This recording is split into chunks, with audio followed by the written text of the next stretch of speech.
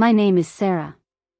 At 35, after a grueling 5 years of night classes, a full-time job, and raising 2 kids, I had finally earned my master's degree. I should have felt immense pride as I stood on that stage. Instead, my gaze was fixed on 5 empty seats in the audience, seats I had reserved for the family who never arrived. I gripped my diploma, a solitary figure amidst a sea of celebrating students. My hard-won accomplishment was everything to me, yet it seemed to mean nothing to them. The most painful moment came right after the ceremony when I received an urgent text from my husband. I know what it feels like to be let down by the very people who are supposed to be your biggest supporters. That kind of family disappointment is a uniquely deep and cutting pain. For 12 years, I had been married to Michael, a 37-year-old software developer who had a steady job at a tech company in Seattle. We had 2 children, Jacob, our 14-year-old son, who was in that awkward teenage stage of being easily embarrassed by his parents, and Olivia, our bright 11-year-old daughter who was becoming more focused on her social life. We lived in a comfortable, 4-bedroom house in the suburbs. It wasn't extravagant, but it had a small backyard, which was perfect for the kids to play in on the rare sunny days we had. My job was as a financial analyst at Franklin Financial Services, a mid-sized investment firm where I'd been for nearly 9 years. It was a demanding role, often requiring me to work more than 50 hours a week, especially during tax season or when clients needed urgent reports. I was good at my job, I was precise with my calculations and patient with even the most difficult clients. Yet, year after year, I saw less experienced male colleagues promoted over me. During my performance reviews, my boss would tell me I needed more credentials. He would say that while a bachelor's degree in finance was great, everyone had one, and to move up to senior management, I would need a master's. After I was passed over for promotion a 3rd time, I made a firm decision. I was going to get a master's degree in business administration, no matter the cost. The university across town had evening classes for working professionals. I knew it would take 5 years of part-time study, but I thought it was a worthwhile investment in my future. What I hadn't fully realized was just how grueling the schedule would be. I would wake up at 5:30 every morning to make breakfast and pack lunches for the family. Then, after working a full day, I would rush to my classes 3 nights a week from 6 to 9 p.m. I would return home exhausted, only to find a sink full of dishes and homework that still needed to be checked. On weekends, instead of resting, I would seclude myself in our home office for hours to finish my assignments while Michael took the kids to soccer games or birthday parties. I once overheard Jacob complaining to his father about me. He said I was always studying and that I never had time for them anymore. Hearing that stung, but I tried to tell myself it was only temporary and that it was all for our family's future. I imagined that once I had my degree and the promotion that would surely follow, our family would have more financial security. Perhaps we could even afford that trip to Disney World that the kids had been pleading for. My relationship with my brother, David, made things even more complicated. He was 38, 3 years older than me, and had always been the family's golden child. He ran a successful real estate business, lived in a waterfront house, and as a single man without kids, had the freedom to travel widely and enjoy expensive hobbies like sailing and collecting wine. Our parents, who lived in California, never bothered to hide their preference for him. Growing up, they were at every one of his football games but often missed my academic competitions. As adults, they'd drop everything to help David renovate his kitchen, but they always had an excuse whenever I needed help watching the kids during my final exams. When I confronted my mother about this imbalance, she simply said that my brother was more fun to be around. She told me I was always too serious and busy with my responsibilities. The irony was not lost on me that the very thing that made me a good, responsible person was being used against me. Despite those frustrations, I kept going with my studies. I wrote papers after the kids went to bed, often staying up until the early hours of the morning. I used my lunch breaks to study flashcards and gave up vacations to get ahead on my coursework. When friends invited us to parties or weekend trips, I usually said no, because I knew I needed that time for school. Michael was supportive at first, helping with things around the house and encouraging me when I felt overwhelmed. But as the years went on, his patience began to run out. He would ask me how much longer it would take, and he'd point out that the kids hardly ever saw me. I'd promise him 2 more years, then 1 more year, and then just a few more months. By the time my graduation was close, our marriage was under a lot of strain. We still loved each other, but we had drifted apart. Michael had started his own routines and social circles, and he often took the kids to community events or to visit his parents without me. I had missed so many family dinners, school performances, and weekend outings that my family had learned to function perfectly well without me. That's why the graduation ceremony meant so much to me. It wasn't just about the degree or the career opportunities. It was a chance for me to show my family, especially the kids, that all my sacrifices had been for a meaningful purpose. I wanted them to see me walk across that stage and to feel proud of their mom. I wanted them to understand that women could get an education at any point in their lives. I craved that moment of recognition, that feeling of collective celebration that would make the previous 5 years of exhaustion feel worth it. About 6 months before the end of my program, I told Michael that I wanted everyone to be at my graduation, him, the kids, my parents, even my sister Emily from Phoenix. I explained that it was going to be a big day for all of us. He had nodded and squeezed my hand, telling me he wouldn't miss it for the world. I could never have known how hollow those words would soon feel. 6 months before the ceremony, I started planning for what I imagined would be one of the most important days of my life. The university had sent an email with the details, including the limited number of guest tickets. I immediately requested the maximum 6 tickets, 1 each for Michael, Jacob, Olivia, my mom, my dad, and my sister Emily. I called my parents in California to give them the date. My mom said they would try their best to be there, but her tone made me think she was already weighing other, more important options. Still, I stayed optimistic. This was my graduation, I thought they would surely prioritize it. I then contacted Emily, who lived in Phoenix with her husband and 3 kids. Unlike my parents, she sounded truly excited for me. She told me she was so proud of me for working full-time, raising kids, and getting a master's degree, saying I was a superwoman. She promised to book her flight the following week. With my family's attendance seemingly secured, I started planning the celebration. I found a highly rated Italian restaurant called Bissimo that could accommodate a party of 8. It was expensive, almost $300 just for the reservation, but I knew it was a once-in-a-lifetime event, so I put down the deposit without a second thought. Since my parents were coming from out of state, I even used my business travel points to book them a hotel room at the downtown Marriott. Everything seemed to be falling into place. For the first time in a long while, I felt excitement instead of stress about school. 2 months before graduation, I went all out and bought a new dress, a sophisticated navy blue sheath with subtle lace that would look great under my gown and perfect for the dinner afterward. I even booked appointments for my hair, makeup, and nails on the morning of the ceremony. These were small luxuries I almost never allowed myself, as I always put family expenses first, but I wanted to look and feel my best for this day. When I tried on the dress at home, Olivia told me I looked pretty, just like I did in the pictures from when her dad and I got married. Her comment brought tears to my eyes. It felt like I couldn't even remember the last time I had dressed up for something other than a work event. The constant grind of juggling responsibilities had left no time for personal vanity.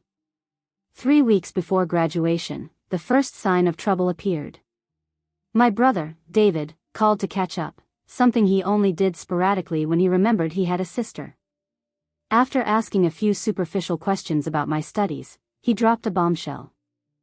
He mentioned that he was throwing a huge barbecue at his house on May 15th to celebrate his new outdoor kitchen. He told me I should bring my family, saying the kids would love the pool. My heart sank. I told him that May 15th was my graduation day, a date I had told everyone about months ago. There was a long pause before he said he'd forgotten. I asked him if he could move the barbecue to a different weekend, trying to keep my voice steady. He casually replied that he couldn't, since he had already invited about 30 people, some of whom were clients only in town that weekend. He then suggested I just stop by afterward, asking when my ceremony ended. My blood pressure started to rise. I explained that the ceremony was from 2 to 5 p.m., and we had dinner reservations right after. But I told him that wasn't the point. My family was supposed to be at my graduation. He then used that dismissive tone he had perfected since we were kids. He said that it was just a graduation, and I'd already had one for my bachelor's degree. He added that this was just a piece of paper to show I'd taken some extra classes. I was speechless. A piece of paper? 5 years of sacrifice and hard work, reduced to a few extra classes. Before I could even think of a polite response, he continued. He told me that our parents were already confirmed to come to his barbecue, and they were bringing our Aunt Carol and Uncle Bill, who were visiting from Florida. He reminded me how rarely we ever saw them. Now I was truly furious. I confronted him about telling my parents about his barbecue before checking with me, especially since he knew my graduation was coming up. He got defensive, saying he didn't realize it was such a big deal. He said I was 35, not 22, and it wasn't my first time graduating. We argued for another 10 minutes. David wouldn't budge, and I became more and more upset. By the time I hung up, I was shaking with anger and trying not to cry. I immediately called my mom, hoping she would be reasonable and prioritize my graduation. I told her that David had scheduled his barbecue on my graduation day and she couldn't go to that instead. Her response was infuriatingly diplomatic. She said, "Oh dear, what bad timing," and asked if David and I could both reschedule. I tried to explain that the university wouldn't change the commencement date for one person and that I had been planning this for a year, telling her about it 6 months ago. She just sighed and said it was difficult since Aunt Carol and Uncle Bill would be visiting, and she said my father loved David's barbecues. She then had the nerve to ask if they could go to both. From there, the conversation went from bad to worse, with her suggesting I was being selfish because I didn't understand that the family wanted to go to both events, which was physically impossible given the time and distance. That evening, I tearfully told Michael about the conversation, expecting his unwavering support. He listened attentively, rubbing my back as I expressed how hurt and disappointed I was. He tried to soothe me, saying that my family had always been like that. He reminded me that I would still have him and the kids there to cheer me on, and that they would be my fan club. He added that was what really mattered. His words did calm me down a little. I thought he was right. As long as my immediate family, my husband and my children, were there to support me, I could handle my parents' predictable preference for David. After all, Michael and the kids had witnessed my daily struggle, the late nights, the stress, the headaches, and all the missed family events. They truly understood what this accomplishment meant to me. I looked into his eyes and asked him to promise me that the 3 of them would be there, no matter what. He kissed my forehead and promised nothing would keep them away. I wanted so badly to believe him. The day before graduation arrived in a flurry of last-minute preparations. I picked up my cap and gown and carefully hung them up in our bedroom. I polished my best shoes, a pair of black pumps that were professional but also comfortable enough to walk across a stage without a stumble. I made sure to charge my phone and camera to capture plenty of memories. My excitement was mixed with a deep sense of anxiety. Despite Michael's assurances, I couldn't shake the feeling that something was going to go wrong. 2 days earlier, my parents had sent me a formal email, politely explaining that they would be going to David's barbecue instead of my graduation. They promised they would take me out for dinner to celebrate the next time they were in town. I had read the email once and immediately deleted it without a response. My sister Emily had also backed out, calling with true regret in her voice. She explained that her youngest child had come down with chickenpox, making it impossible for them to travel. I understood completely, but it only amplified my growing feeling of being abandoned. That evening, as we were making dinner, I told Michael that at least I still had the 3 of them. He just nodded distractedly, focused on his phone. I had noticed him texting a lot throughout the day but didn't think anything of it until my own phone rang. It was my mom. She told me she was calling to see if the kids were still planning on coming to David's barbecue the next day. She explained that he was setting up games for all the children and that Olivia and Jacob were on his list. I nearly dropped the pot of pasta I was draining. I was confused, and I told her no, the kids were coming to my graduation with Michael. She sounded puzzled, saying that David had mentioned Michael was bringing them to the barbecue. She added that there would be several other families with kids their age and that David had hired a lifeguard for the pool. She said the kids would have so much more fun than just sitting through a long ceremony. My hands were shaking as I set the pot down and stepped away from the stove. I looked at Michael, who suddenly seemed very interested in chopping vegetables. I abruptly told my mom I had to go and ended the call. The silence in the kitchen was deafening until I finally broke it. I asked him why my mother thought he and the kids were going to David's barbecue the next day. He wouldn't look me in the eyes. He said he might have mentioned to David that the kids were asking about the party. They'd heard about the pool and the games from their cousins. I asked him if he had told David he was bringing them without discussing it with me first. He finally looked up at me, his face a mixture of guilt and defiance. He just said I needed to be reasonable. He argued that the ceremony would be 3 hours of just sitting quietly while they called hundreds of names, and the kids would be bored to tears. I told him he was essentially teaching them that fun was more important than supporting family and celebrating achievements. I struggled to keep my voice from getting louder. I pointed out that this graduation represented 5 years of sacrificing my time with them to build a better future for our family. I asked him if he truly believed it wasn't important for them to see that hard work pays off. Michael sighed heavily. He insisted that he did, but that the kids really wanted to go to the barbecue. He said Jacob had been talking nonstop about swimming with his cousins and that Olivia had heard her friend, Jasmine, would be there because David had invited her whole family. I knew what he was trying to say. I asked him if he was suggesting that he wanted to take our children to a barbecue instead of watching their mother graduate with honors. He suggested a compromise. He asked if he could just take the kids to the barbecue and meet me at the restaurant afterward, or if he could come to the ceremony alone after he had dropped the kids off. I just stared at him in disbelief. I wondered if he could even hear himself. This wasn't some business deal we were negotiating. This was about him being there for me on one of the most important days of my life. He muttered that I was being dramatic. He said it was just a graduation ceremony. His words were the exact same ones my brother had used. My accomplishment, reduced to a minor inconvenience in everyone's social calendars. My voice quivered as I told him that it had been 5 years of missing bedtimes, of studying until 2 in the morning, of using every single vacation day for exams instead of for family trips. It had been 5 years of him complaining about my absence, of the kids feeling neglected, and of me carrying the weight of guilt on top of my exhaustion.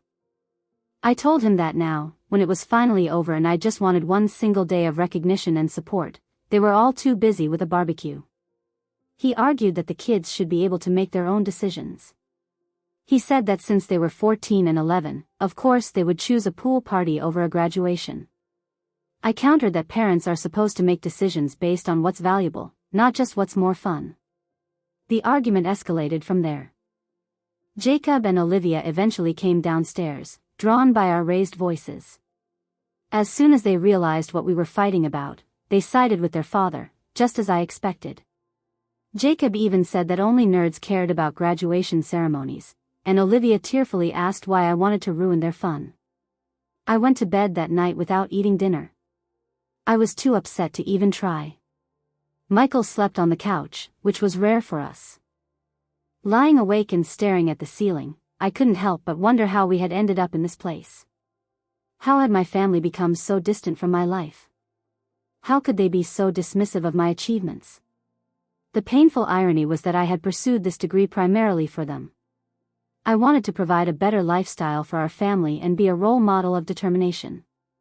Yet, they couldn't even give me a single afternoon of support in return.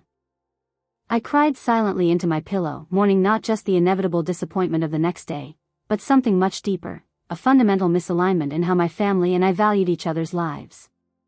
I couldn't sleep until the early hours of the morning. My graduation outfit hung in the corner of the bedroom like a ghost, a symbol of tomorrow's empty celebration. I woke up disoriented after only a few hours of restless sleep. For a moment, I completely forgot about the argument we'd had. My mind automatically shifted into the excitement of graduation day. Then, reality crashed down on me, and I reached across the bed only to find Michael's side empty and cold. I dragged myself to the bathroom and splashed cold water on my swollen eyes, trying to summon some enthusiasm. This was still my day, my achievement. I wouldn't let their absence completely ruin it. Downstairs, the house was eerily quiet. I didn't hear the sounds of breakfast being made, cartoons on the television, or the kids bickering. On the kitchen counter, I found a hastily scribbled note. It said that Michael had taken the kids to David's early to help set up and that they would try to make it back for my ceremony. The note felt like a physical blow. It was just an afterthought, not even a proper goodbye. I crumpled it up and threw it in the trash, then made myself a cup of coffee with trembling hands. It was 9:30 a.m. My hair appointment was at 10 a.m., followed by my makeup appointment at 11 a.m. The ceremony was at 2 p.m., and graduates were supposed to arrive by 1 p.m. for lineup and instructions. Despite the emptiness in my chest, I forced myself to follow the schedule. The hairstylist noticed my subdued mood but professionally avoided prying. The makeup artist did her best to hide my swollen eyes and pale complexion, creating a polished look that was a sharp contrast to the turmoil I was feeling inside. Back home, I carefully put on my new dress, adjusted the cap on my newly styled hair, and zipped up the gown. I took a selfie in the full-length mirror and tried to smile. I tried to feel something other than the hurt I was feeling. I posted the picture on social media with a caption about achieving goals, tagging my family members out of habit, or maybe it was just spite. The congratulatory comments started pouring in immediately. Coworkers, distant relatives, and old high school friends all expressed their pride and excitement. Everyone except the people who mattered most. Before I left the house, I sent a text to Michael asking him if he was still planning on coming to the ceremony. 3 dots appeared, disappeared, then reappeared again. He finally responded, saying Jacob had taken a bad fall while running around the pool. He said it wasn't serious but that there were a lot of tears, and that they might be late. He asked me to save them seats if I could. I didn't even bother to respond. I knew seats were assigned by graduate name and family seating was general admission. There were no seats to save. Michael knew this, too. He had read the information packet I had left on the kitchen counter for weeks. His message was just another flimsy excuse, another way to lessen the blow of their upcoming absence. The drive to the university was a blur. I parked in the crowded garage and made my way to the auditorium where graduates were gathering. I saw other students greeting their family members, posing for photos, and receiving flowers and hugs. I kept my head down, focusing on finding my spot in the alphabetical lineup. My phone buzzed with messages of encouragement from Linda, my closest work friend, and from my favorite instructor, Professor Miller, who had written me a recommendation letter for a senior analyst position I'd applied for. Their words were kind, but they only highlighted the silence from my family. The graduates walked into the main hall to the sounds of pomp and circumstance. It was an ocean of identical black gowns and square caps. From the stage, I found myself irrationally scanning the audience, hoping to see Michael and the kids slipping in late. The ceremony started with speeches from the university president, the dean, and a successful alumnus who spoke about perseverance and work-life balance. His words felt like they were directed specifically at me. When my department was called, I stood up with my row and waited for my name. In those moments of anticipation, I made a decision. I was going to enjoy this moment for myself and no one else. I had earned this. Sarah Marie Williams, Master of Business Administration with honors. I walked across the stage with my head held high, shook the dean's hand, accepted my diploma case, and moved the tassel on my cap from right to left. There was polite applause, the same for every other graduate. I didn't hear any distinctive cheers, whistles, or calls of my name, just the anonymous recognition of strangers. After I returned to my seat, I felt strangely calm. The hurt was still there, but it had solidified into something harder, something that felt like a quiet resolve. I sat through the rest of the ceremony in a detached state. I clapped automatically for the other graduates while my mind wandered, thinking about what would happen next. I wondered how I would address this betrayal with my family and what it meant for my marriage, my relationship with my children, and my sense of self-worth. When the ceremony ended, graduates flooded the lawn for the traditional cap tossing and photos. I stood awkwardly at the edge, watching families reunite. Flowers were exchanged and champagne bottles were popped. I took a few obligatory photos with classmates, but I felt like an imposter in their happiness. I checked my phone repeatedly. I had no messages from Michael or the kids. Nothing from my parents or David. I scrolled through social media and saw that David had posted photos of his barbecue, tagging my parents, Michael, and the children. They were all smiling, gathered around a fire pit and roasting marshmallows. The timestamp showed the post was made just 30 minutes ago, right in the middle of my graduation ceremony. Something inside me broke. A dam of emotions I had been holding back all day finally gave way. I found a quiet corner behind the science building and let myself cry. I gave in to ugly, heaving sobs that smeared my carefully applied makeup and left me gasping for air. Once I finally composed myself, I decided to cancel the restaurant reservation. There was no point in keeping it now. As I pulled up the restaurant's number on my phone, a text message from Michael appeared. It said we needed to talk urgently. Immediately after reading it, I noticed something that sent a chill through me. I had 45 missed calls from Michael, all within the past hour. My heart rate instantly doubled. I knew that 45 missed calls could only mean an emergency. Had something happened to one of the kids? To my parents? Had there been an accident? I had silenced my phone during the ceremony, as requested, and in my emotional state afterward, I had only checked for messages, not calls. With trembling fingers, I called Michael back. He answered on the first ring. He sounded frantic, his voice high-pitched with panic. He said, "Thank God," he had been trying to reach me for over an hour. I demanded to know what had happened, already walking quickly toward the parking garage. I asked if everyone was okay.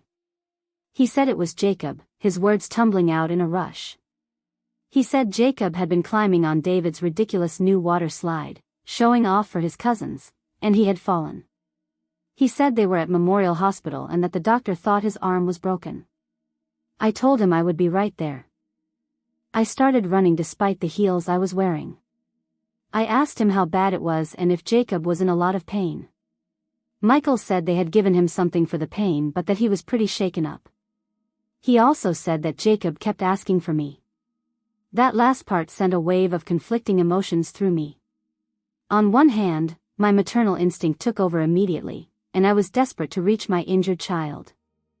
On the other hand, a small, bitter voice in my head noted that suddenly my presence was essential. I drove to the hospital in a state of heightened anxiety, feeling both concerned for Jacob and angry about the entire situation. The graduation gown was crumpled in my passenger seat and the cap was carelessly tossed in the back. My diploma case was unopened on the dashboard. The hospital was only 15 minutes away, but the drive felt like an eternity.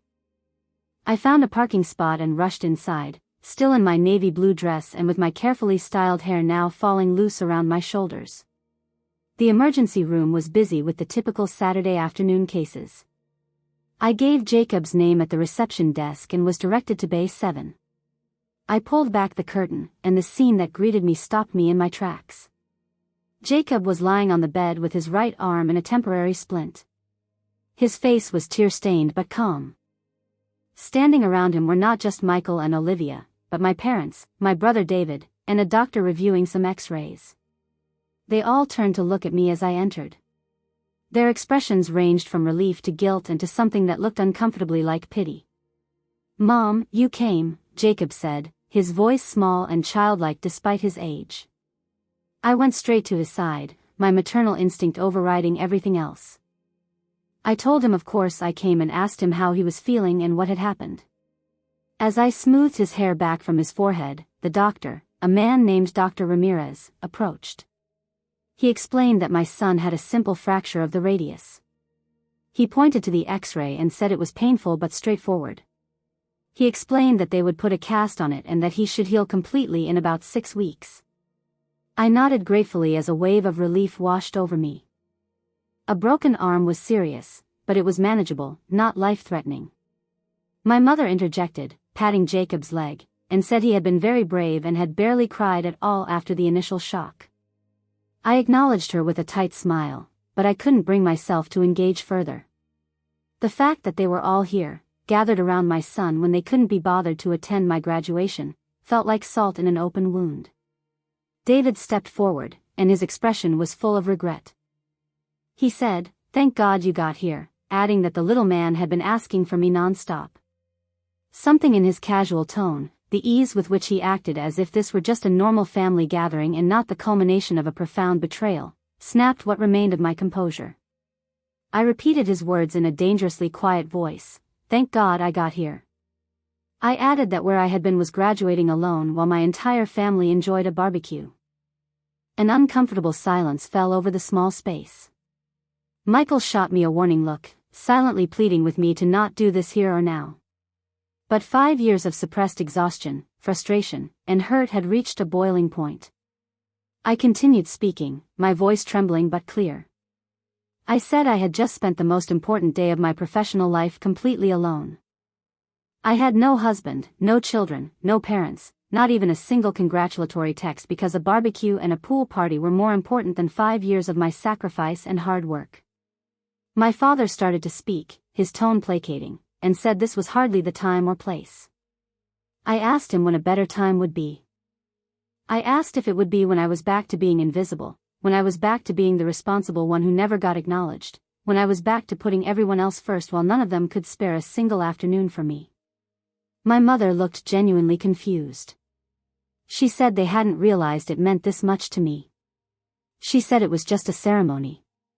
I repeated her words back to her, my voice hollow. "Just a ceremony?" I asked. I went on to say that it was just like it was just a degree, just an accomplishment, just my life. My brother David was clearly uncomfortable with the tension and tried to deflect. He said that what mattered now was that Jacob was going to be okay and that it had been an emergency situation. I challenged him by asking what would have happened if there hadn't been an emergency. I asked if any of them would have regretted missing my graduation or if they would have even thought about me at all today. The silence that followed was all the answer I needed. Michael stepped forward and placed a hand on my arm. He told me I was upset and had every right to be, but that Jacob needed calm right now. He said we could discuss it later. I looked at my son, who was watching the adult drama unfold with wide, anxious eyes. Olivia was standing next to him, chewing on her lip nervously. They didn't deserve to witness this or to be caught in the crossfire of adult resentments. I conceded that he was right and took a deep breath. Jacob needed us to focus on him right now. I turned my full attention to my son. I asked him about the doctor's examination and made sure he understood what would happen next with the casting process. I kept my voice steady and reassuring, compartmentalizing my hurt, as I had done so many times before. When the nurse came to take Jacob for casting, I offered to go with him. I needed a break from the suffocating presence of everyone else. As we walked down the hallway, with Jacob leaning slightly against me, he spoke softly.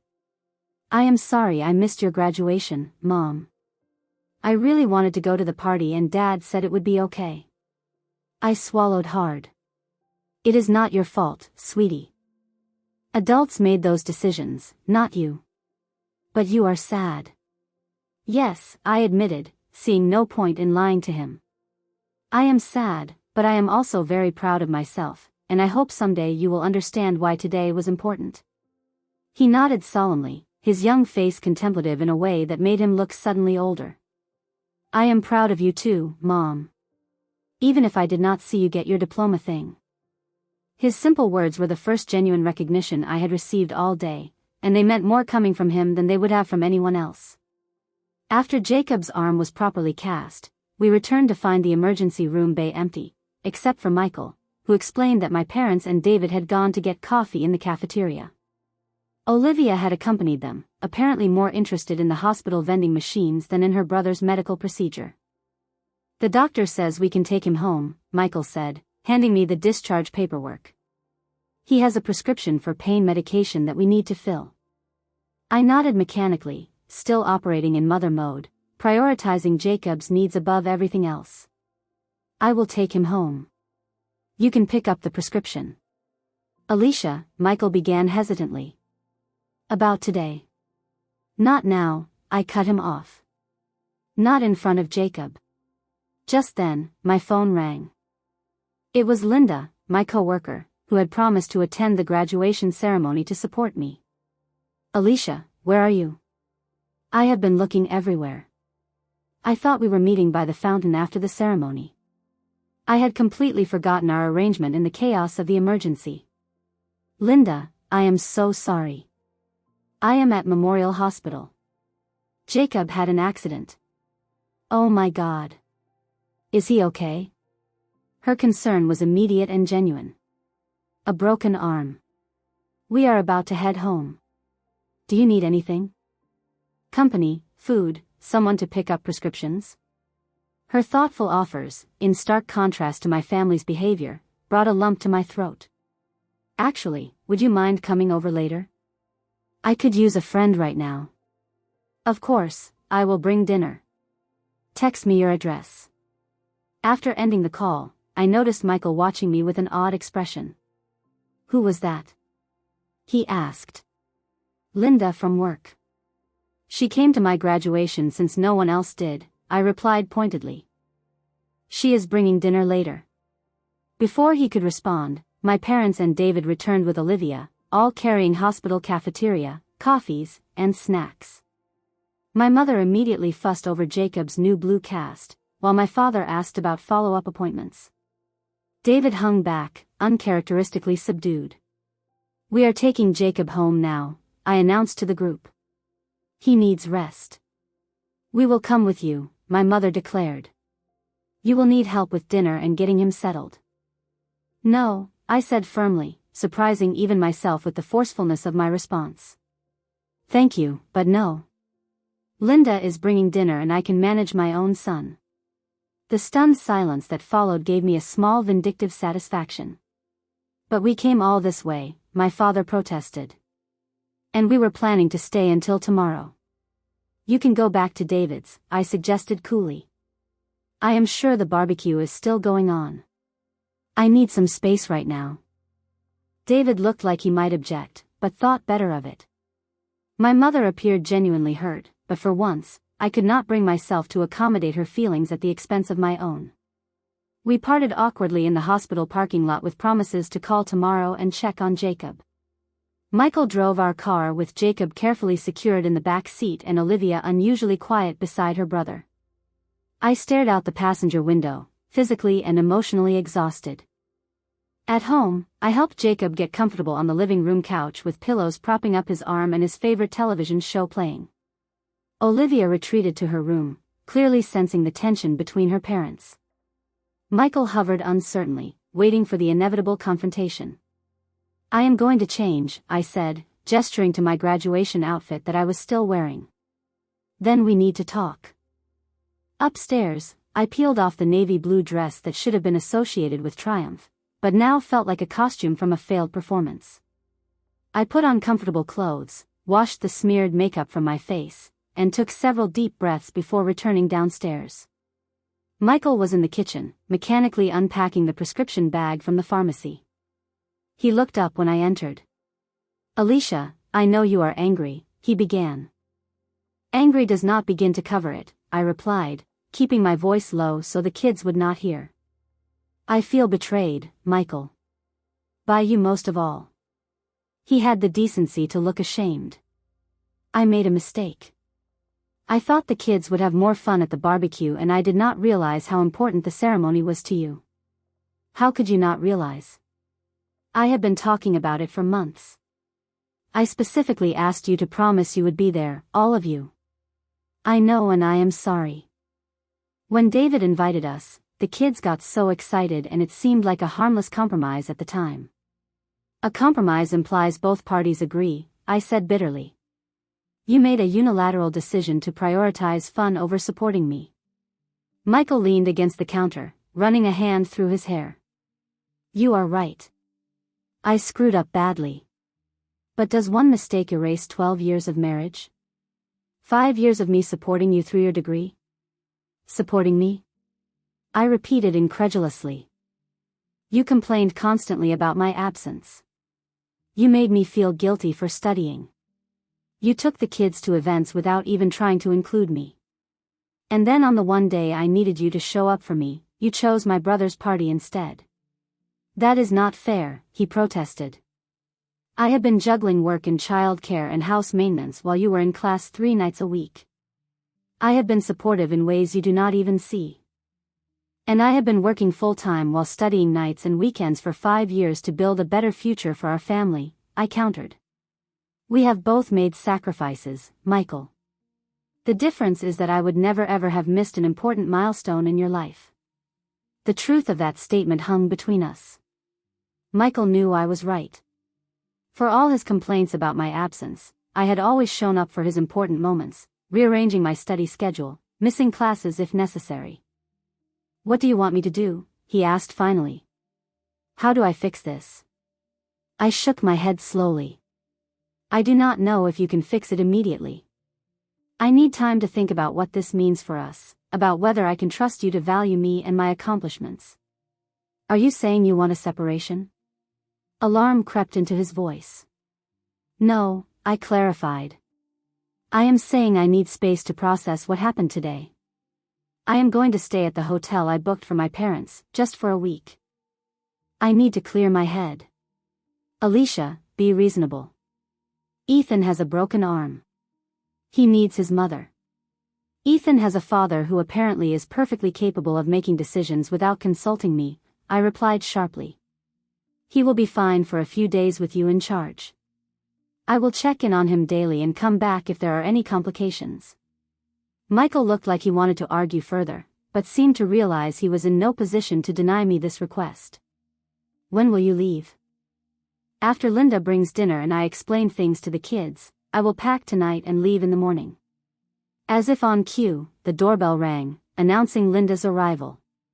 She brought not only dinner as promised, but also a graduation gift, a beautiful leather portfolio embossed with my initials and a card signed by several coworkers.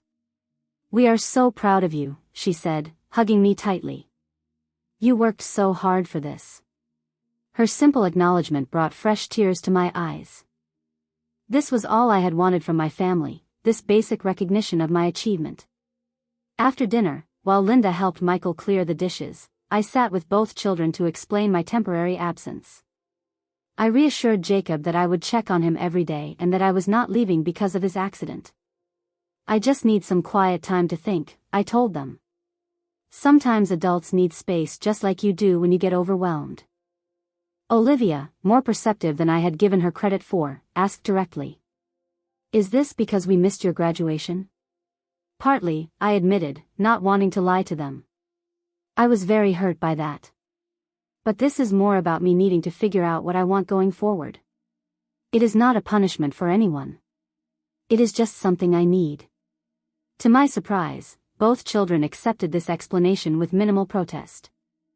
Perhaps they sensed the depth of my hurt, or perhaps they were simply exhausted by the day's events. Either way, they hugged me goodnight with extra fierceness, as if already missing me. The next morning, I packed a small suitcase and drove to the downtown hotel, checking into the room I had originally reserved for my parents. The irony was not lost on me. As I settled into the quiet space, I felt a strange mixture of grief and liberation. For the first time in years, I had put my own needs first. The guilt I had expected to feel was surprisingly absent, replaced by a newfound sense of self-respect. Over the next few days, I received a flurry of apologetic texts and calls. My parents left a tearful voicemail admitting they had been thoughtless. David sent an elaborate flower arrangement to the hotel with a card acknowledging his selfishness. Michael called every evening, his tone increasingly desperate as he realized I was serious about this time apart. I spent the week reflecting on my relationships, my career goals, and what I wanted from the next phase of my life. I visited Jacob daily, bringing small gifts and helping him adapt to one-armed living.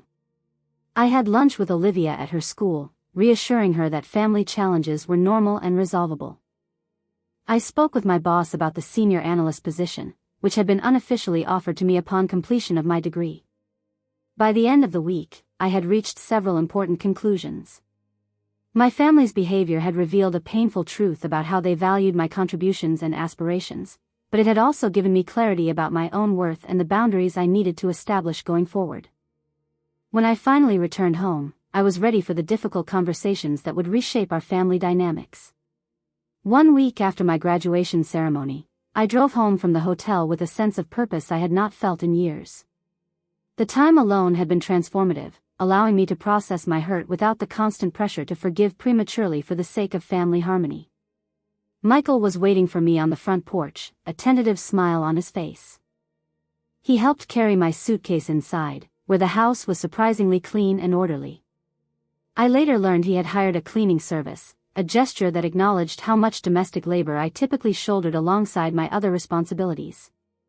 "The kids are at school," he said. "I thought we should talk privately first." We sat at the kitchen table, the scene of countless family meals and homework sessions. The familiar setting underscored how much had changed in just 1 week. "I have been thinking a lot about us," Michael began. "About how I have taken you for granted, about how I failed to support you when it mattered most." I nodded, appreciating his directness. "I have been thinking too about what I need from this marriage going forward." "Tell me," he said, and for perhaps the first time in years, he seemed genuinely ready to listen.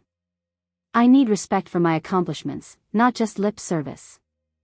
I need a true partner who values my goals as much as his own and the children's. I need to stop being the default parent, the default housekeeper, the one whose needs always come last." Michael did not become defensive as he might have before. Instead, he acknowledged the truth in my words. "You deserve all of that. I see now how I have been putting you last, even while complaining about your absence. It was unfair and hypocritical." We talked for hours, more honestly than we had in years. Michael revealed his own insecurities about my educational advancement, fearing I would outgrow him professionally. I shared my resentment over bearing the mental load of family management while pursuing my degree. We discussed practical changes like hiring occasional help with housework and creating a fair division of parenting responsibilities. When the children returned from school, we had a family meeting. Jacob, his cast now decorated with colorful signatures from classmates, sat solemnly as we explained that we were working through some challenges, but were committed to being stronger as a family. "Does this mean you are staying, Mom?" Olivia asked, her voice small. "Yes," I assured her. "But it also means some things will be different. I will be starting a new position at work soon with more responsibility, and everyone in this family needs to contribute more at home." To my surprise, both children readily agreed. Jacob volunteered to take over lawn mowing duties once his arm healed, while Olivia offered to be responsible for laundry sorting. They seemed almost relieved to have concrete ways to help maintain our household. Over the next few days, I had similarly forthright conversations with my parents and David. I invited them over individually, not wanting to feel outnumbered during these difficult discussions.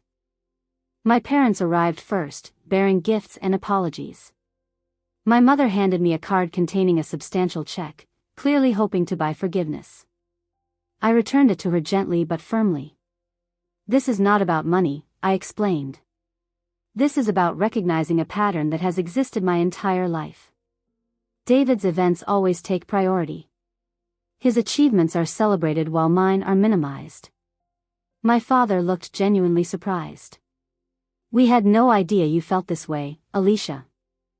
"That is part of the problem," I replied. "You never asked. You never noticed." The conversation was uncomfortable but necessary. I did not demand dramatic promises or tearful apologies. Instead, I established clear boundaries for our relationship moving forward.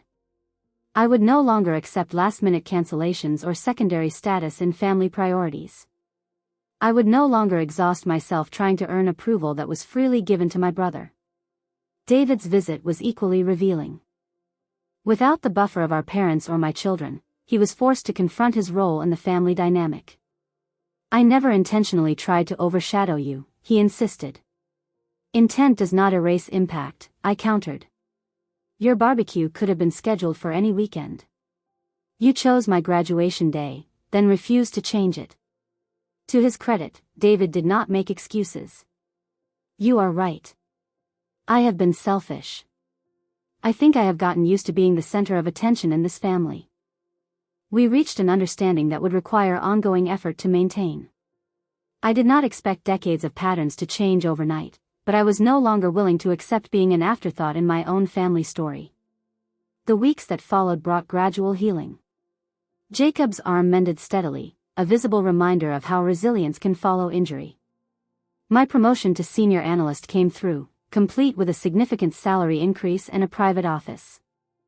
The extra income allowed us to hire a weekly cleaning service, relieving some of the domestic burden that had contributed to my exhaustion.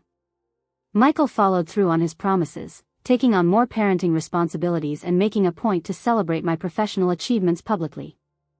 The children, watching their parents model new behaviors, began showing more appreciation for my contributions both at work and at home. Perhaps the most meaningful gesture came a month after graduation when David organized a small surprise party specifically to celebrate my master's degree. He invited my close friends and colleagues, ordered a cake decorated with my university's colors, and gave a speech acknowledging my determination and intelligence. My parents attended, bringing a framed professional photograph of me in my graduation regalia that they had commissioned from the university's photographer.